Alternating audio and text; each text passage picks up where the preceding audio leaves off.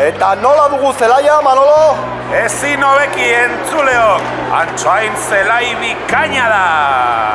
Kontuz, gol aukera dago, Patxi Gartzia atera hurbiltzen ari da, eskuin aldean Izaskundu, ezkerrean Iker, aurrera denok!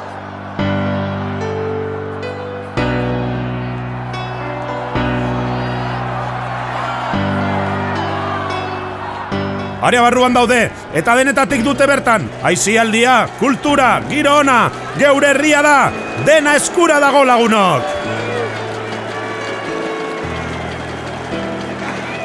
Patxik pilota lastatzen du, begira dago pentsako, kalitatezko produktuak ikusten ditu. Badaki Antsoainen erostea etorkizunean inbertitzea dela, aberastasuna sortzea, enplegua, energia soziala, bizia!